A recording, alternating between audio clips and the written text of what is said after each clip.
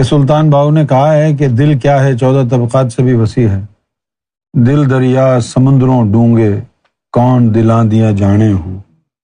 یہ جو لطیفہ قلب ہے، یہ مخلوق ایسی ہے کہ یہ ایکسپینڈ ہوتی رہتی ہے نور سے۔ وہ جو مومن کا قلب ہے وہ تو اللہ اللہ یہ ہوتی رہتی ہے، اللہ کا نور ہے، اس کا تو نہیں ہوتا اتنا ایکسپینشن۔ جن فقیروں کے دلوں میں طفل نوری آ جاتا ہے ان کا قلب اتنا بڑا ہو جاتا ہے، عام آدمی کا نہیں، کیونکہ نور ہے نا، ایکسپینڈ کر لو۔ وہ کون سا کپڑے کا بنا ہوا ہے دل کہ آپ نے ذرا سا یوں کھینچا تو پھٹ جائے گا؟ وہ تو نور ہے، اس کے اندر تو وہ نور ہے نا، وسکوسٹی ہوتی ہے اس میں۔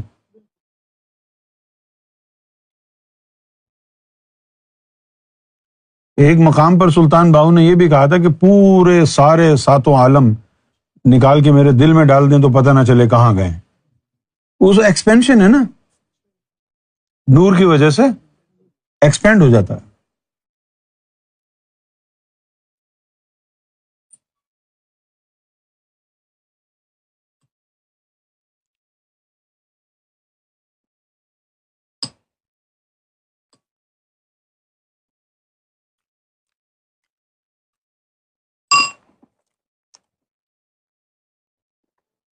اب کبھی خیال آتا ہے کہ ہم سے پہلے جو لوگ ہو کے گزر گئے کتنے بد نصیب تھے۔ ہاں،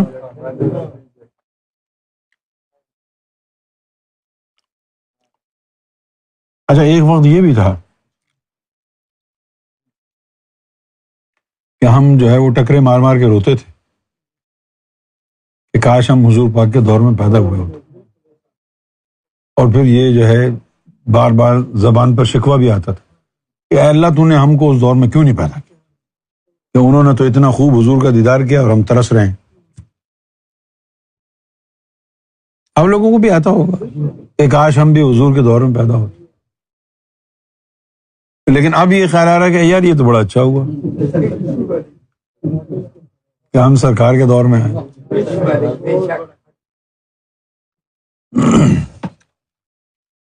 اس کے بعد پھر جو ہے عالم غیب وغیرہ کا فیض وغیرہ حاصل کر کے پھر ہم نے سوچا اب دل کی روح کی صفائی کریں۔ یہ جو عالم غیب کی گندگی آ گئی ہے دل میں، اس کو نکالیں۔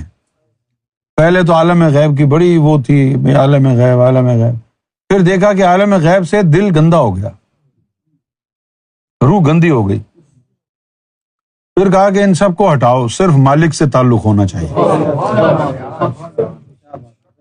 اس کی وجہ سے مالک کو ماننا یہ نزدیک ہمارے کفر ہے، صرف ان کے لیے، ان سے محبت، ان سے عشق، ان کا ساتھ، اور بھلے وہ کہیں بھی رکھیں۔ اب ظاہر ہے وہ وہاں رہتے تو ہمیں بھی وہیں لے جائیں گے، تو یہ تو پھوکٹ میں ہمیں مل جائے گا۔ پھوکٹ میں سمجھتے ہیں ملنا کیا ہوتا؟ ہاں، پشاور میں بولتے ہیں یہ لفظ، اردو والے ہی بولتے ہوں گے۔ پٹھان کیا بولتے ہیں اس لفظ کو؟ ایسا کوئی لفظ ہے کہ فری میں مل جائے گا؟ اس کو کیا بولتے ہیں؟ کراچی میں بولتے ہیں مفتی کا کھانا کھائیں گے، شادی ہو رہی ہے کسی کی۔ ہاں، بنگلہ دیش میں بھی ہوتے ہیں لوگوں کی شادیوں میں لوگ گھس جاتے ہیں کھانے کے لیے، تم نے بھی کبھی کھایا؟ بھیا یہ بھی کتنا سیریس رہتا ہے۔ موسیٰ علیہ السلام اور صادق علیہ السلام دونوں ایک طرح سے سیریس ہیں۔ کبھی مسکرایا بھی کرے یار۔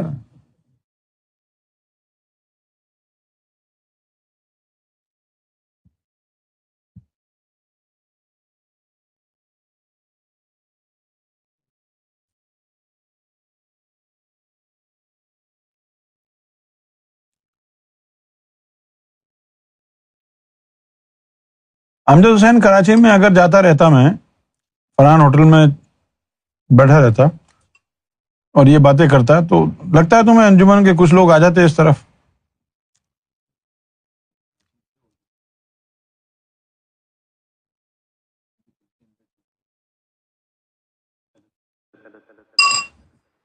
اور اگر وہ آپ کا وہاں پر قیام مستقل رہتا، آنا جانا رہتا، تو اور بہت سارے لوگ ہیں جو ہیں آج ہمارے ساتھ.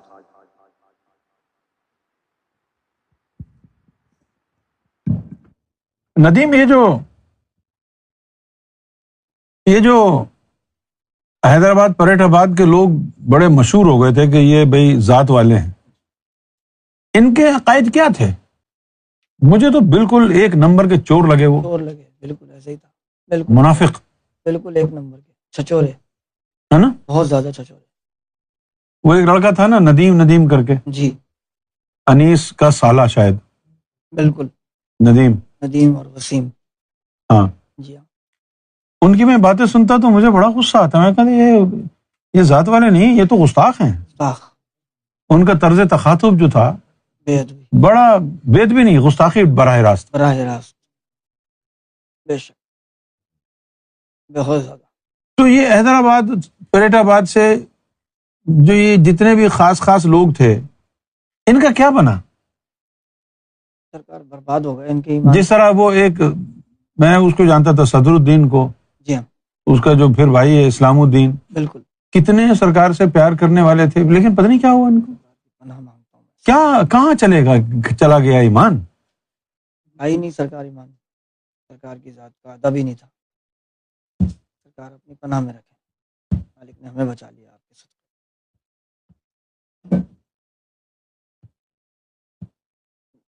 اور بینش آپ کو معلوم ہے کہ جب میں گیا تھا غیبت کے بعد، رخسانہ سے بھی ملاقات ہوئی تھی. بالکل. رخسانہ کے بعد پھر مسعود بھائی سے بھی ملاقات ہوئی تھی. اب یقین جانے، سرکار کی ذات گواہ ہے، مسعود بھائی نے یہ کہا کہ جب ان کے والد صاحب کا انتقال ہوا تھا تو سرکار ان کے گھر تشریف لائے تھے اور چھت پہ بیٹھ کے سرکار نے ہمیں عالم غیب کی باتیں بتائی تھی. یاد ہے نا؟ اچھا، تمہیں اس وقت سے پتا ہے، تو اب جب میں بتا رہا ہوں تو میری مخالفت کیوں کر رہے ہو؟ بلکہ تم کو تو کھڑے ہو کے بولنا چاہیے تھا کہ نہیں یار، یہ باتیں سرکار امریکہ میں نہیں، سرکار نے پاکستان میں بھی یہ باتیں فرمائی ہیں. بالکل سرکار سے سنی اور پھر چپ ہو گئے. تم کو یاد ہے جو میں کہہ رہا ہوں، مسعود بھائی نے یہ کہا تھا جب ان کے والد صاحب کا انتقال ہوا تھا. سرکار ان کے گھر تشریف لائے تھے، کہا کہ چھت پہ بیٹھے ہوئے تھے اور وہاں یہ باتیں جو ہے نا ہوئی ہیں. تو یہ باتیں سننے کے بعد بھی خاموش ہی رہے. یہ بولا انہوں نے کسی کو؟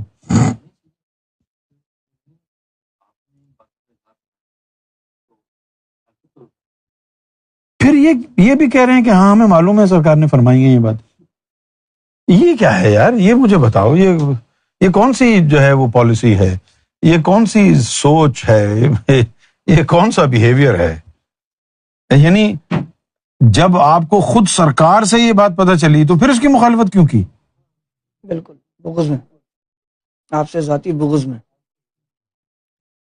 آپ شاہین بھائی نے جب اس بات کی تصدیق کی وہاں جا کر، ہاں، سال پہلے کی بات ہے، شاہین آنٹی جب کراچی گئیں تو اس بات کی تصدیق کی کہ آپ نے جو کچھ گفتگو فرمائی ہے وہ سرکار نے ان کے گھر پر بیٹھ کر گفتگو کی تھی.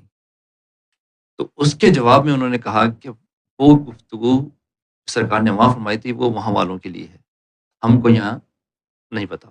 وہ چھت پر بیٹھ کے فرمائی نا تو وہاں والوں کے لیے وہ نہیں ہوئی. پھر وہ وہاں جو کہی وہ تو ٹھیک ہے، چھت پر بیٹھ کے بھی تو فرمائی تھی. پھر اس کے جواب میں نے ان کو بات کہی تھی کہ آپ بحیثیت مسلمان پورے کلام پاک کے اوپر یقین رکھتے ہیں، یہ کیوں نہیں کہتے کہ قرآن مجید اس زمانے میں اترا تھا تو ان کے لیے تھا، اور پھر قرآن مجید کے اندر بے شمار صورتیں مدنی ہیں پھر مکی بھی ہیں. کیا اس وقت کے صحابہ نے یہ بات کہی تھی کہ جو آیتیں مدینے میں نازل ہوئیں؟ ہاں، ہم مدینے والے مدنی آیتیں مانیں گے، مکے والے مکے کی مانیں. ایسا تو نہیں تھا. اور جو بیچ میں کہیں اتر گئی بولے بھائی وہ تو لاپرواہ ہیں، انکلاسیفائڈ آیات ہیں. مکہ مدینہ کے بیچ میں کوئی اتر گئی، بولے بھائی یہ تو کسی کے کھاتے میں نہیں.